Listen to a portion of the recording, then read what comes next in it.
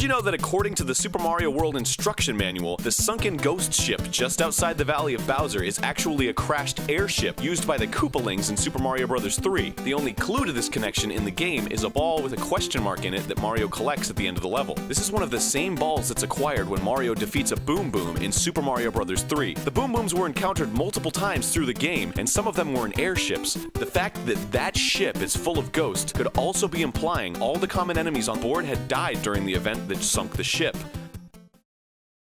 In Super Mario Galaxy 2, if you switch to first-person view in the Shiverburn Galaxy during the missions Prince Picante's Peppery Mood and Octo Army Icy Rainbow Romp, then look up at the cliffs in the scenery, 3 shadowy figures can be seen staring down at you. As you progress through the level, if you stop and look up to the left at any point, they'll be there as if they're following you. You can't go closer to inspect them. You can't even reach them by hacking the game, as they appear to be a texture that's always rendered at a fixed distance from Mario. You never meet these figures in the game, and nobody in the game ever refers to them or even mentions their existence. A member over at GoNintendo.com with the alias Grrr Tacos got curious about the figures and started to search through Super Mario Galaxy 2's game data. They discovered that the shadowy figures themselves are labeled Hell Valley Sky Tree and are associated with the sky model for that area called Beyond Hell Valley. Hell Valley isn't the name of that level or any level in Mario Galaxy 2. It was supposedly the name of a beta level that didn't make it to the final cut, but it doesn't particularly sound like a name you'd see in a Mario game, and that doesn't explain why or how the texture found its way into Shiverburn Galaxy. A lack of any kind of explanation from Nintendo has led to all kinds of creepypasta posts and rampant speculation among fans. It seems they'll remain a mystery until Nintendo reveals what they are.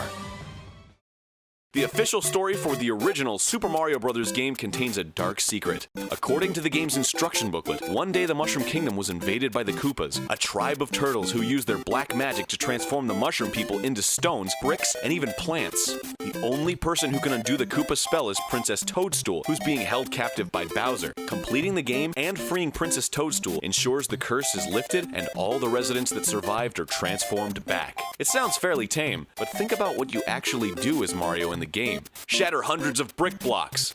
You unwittingly massacred hundreds of innocent toads.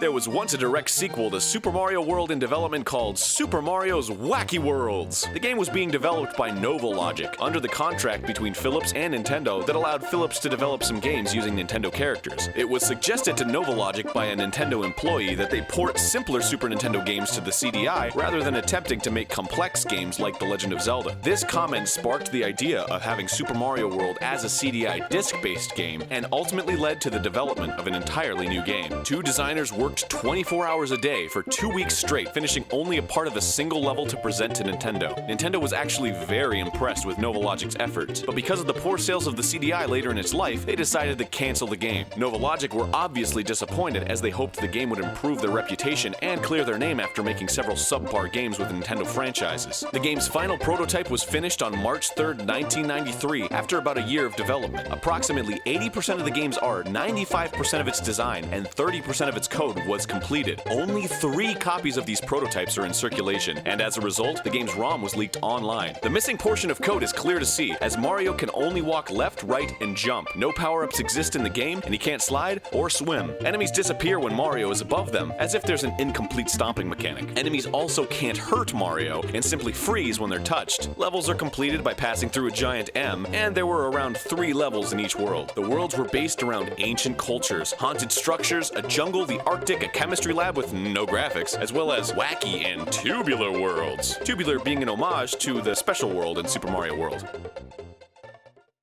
Vivian, one of Mario's party members from Paper Mario: The Thousand-Year Door, was actually born a man. The earliest translation we could find of the Japanese text was from themushroomkingdom.net in May 2005. Vivian's party member description roughly translates to one of the Shadow Group. Vivian appears to be a girl, but is really a boy. There's also Goombella's tattle ability. When speaking about Vivian, Goombella will say, "That's Vivian of the Shadow Group. She's the youngest sister. Brother." Some dialogue has confused fans as to whether Vivian was born a man or a woman. One of Vivian's 2 sisters, Bedlam, uses the term Majotachi when referring to Vivian and her sisters as a group. Majotachi means a group of sorceresses, but this could just be because it's considered proper to refer to transgender persons as whatever gender they identify themselves as. Her sisters also refer to her as a man, though that could be meant as an insult. At the end of the game, Goombella concludes that Vivian is a woman. What's overlooked about this particular statement is that it could be vindication for Vivian, identifying her as a woman woman after her struggles with gender identity and ridicule from her sisters. While the English version was heavily censored, removing all traces of gender issues, other translations of the game stayed true to the original Japanese story. The Spanish version was practically unchanged, and the Italian version stated that Vivian was a woman but had previously been a man. That's all for today, but don't forget to subscribe to us on YouTube and follow us on Facebook and Twitter. Make sure you also check out digiknowgaming.com, where we post gaming trivia multiple times a day, every day. If you like this video, check out our other videos. And hey, if you want more Mario, you should go over to Game Grumps. We're playing Mario Party. Mario Party 4. Come party with us.